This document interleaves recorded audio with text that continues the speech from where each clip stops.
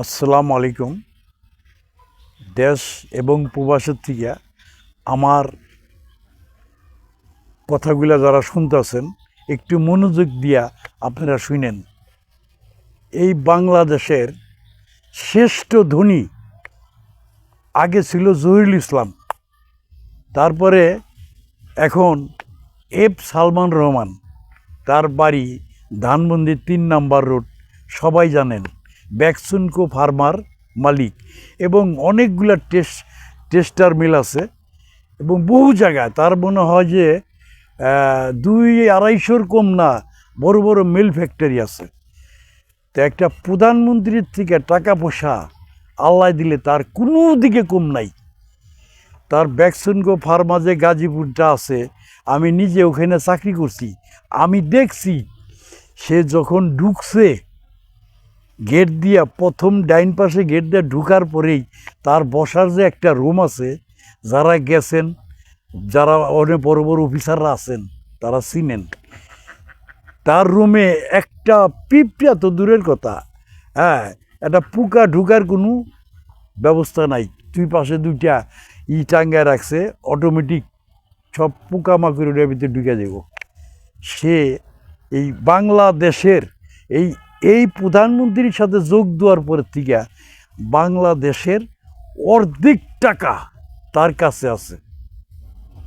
তার কাছে এ আত্মসাৎ করছে, বাইরে পাচার করছে, আর বাইরে বাড়ি গাড়ি করছে, লোন নিছে সরকারের থেকে, বিভিন্ন জায়গার থেকে লোন নিয়ে লোন শোধ করে নেয়।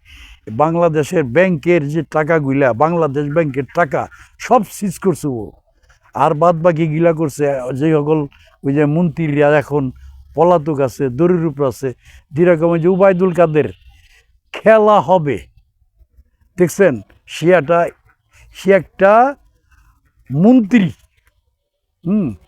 তার মুখ দিয়া এইসব কথা ভাষা আসে, খেলা হবে।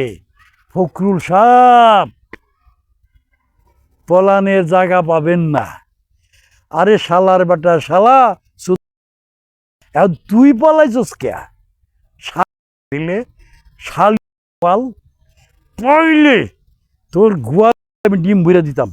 শালার বেটা অটো চালায় মানুষ, সিএনজি চালায়, ধরলেই প্রশাসনে এমন একটা পাওয়ার তাদেরকে দিয়ে দিছে ২৬০০ করে টাকা।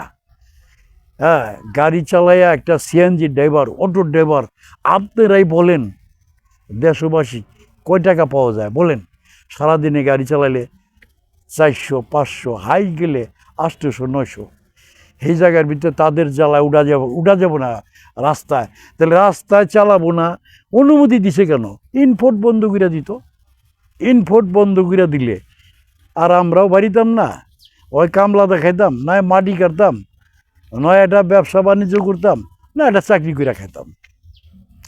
তাহলে দেখেন, সে কোটি কোটি টাকার মালিক, কোটি কোটি টাকা। এই প্রধানমন্ত্রীর কাছে যা না আছে ওর কাছে তার চেয়ে বেশি আছে। এটা বাংলাদেশে সবাই জানে। তার নাম দিছে কি জানেন? দরবেশ, মানে বুয়া দরবেশ সালমান রহমান। দেখেন, নবীর সুন্নত রাখছে, নবীর সুন্নত। এই কয়েকদিন আগে সদরঘাটে ধরা খাইছে আইনমন্ত্রী আইনমন্ত্রী আনিসুল হক। সে 5 মিনিট পর সে আইন পাল্টায়, আইন 5 মিনিট পর খালি আইন চেঞ্জ করে। 2 জনে বুদ্ধি কইরা পলাইবার গেছে খুরকেসি নিয়া। খুরকেসি বুঝছেন তো, ওই যে সেপটেপ করে আর কি, বিদেশি কিছু মুদ্রা নিয়া সদরঘাট গিয়া সিরা লুঙ্গি, যে নাকি PMW সারা চলে না, আমরা নিজে দেখছি। ব্যাকসুনকো ফার্মায় যখন গেছে, সার কইয়া একজনে পাও ধরছে, নামাইছে, আর একজনে মনে করেন দরজা খুলে খার হয়েছে, আর একজনে সিলেট দিতেছে। মানে সে এখন কি দেখছেন, বিশ্ববাসী দেখতেছেন সে এখন কীভাবে সিরা লুঙ্গি, সিরা শার্ট, নবীর সুন্নত ফালাইয়া দিছে, ট্রলারে পার হয়ে যাইব। আরে বেটা শালি, তুই যে গেছস, শোন, 2-4 কোটি টাকা দিতি ট্রলার আলারে পার করতো, 2-4 কোটি টাকা দিত, তো অভাব নাই। আর গরিব মানুষ বেইমানি করে না রে, দেশের সাথে বেইমানি করে না। তোরা পুরা বিশ্ব কি বেইমানি করছো জানোস?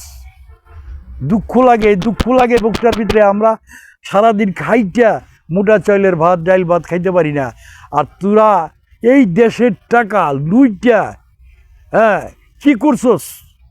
এই দেশের টাকা কি কি করছে? দেশের টাকা নিয়ে কি করছে জানেন? আমাদের মতো গরিব লোকদের কি করছে? যেরকম গ্যান্ডারি আপনারা খাইছেন, এখনও ঢাকা শহরে খান, গ্রামে খান, মেশিনে দিলে চ্যাপটা হইয়া রস বাইরায়। এইরকম গরিব মানুষরে সিপা, বুঝছেন, খাইছে এবং বড়রারে বড় করছে। আর আমাদের মতো সাধারণ লোকগুলা শেষ করে দিছে। ছোট ছোট দোকানদার যারা, এরাও অভাবে আছে। বড় ব্যবসায়িকরা কোটিপতি হইতেছে, বুঝছেন না? মানে লাগে জানি আমরা তার পায়ের তলে পইরে রইছি। তা দেখেন, আল্লাহ যা করে ভালোর জন্য করে। হ্যাঁ, ওই যে কথায় বলছে, সকালের ধনী রে তুই, ফকির সন্ধ্যাবেলা। আল্লাহ যা করে ভালোর জন্য করে। যাই হোক, আপনাদের সামনে আমি আবার আসব।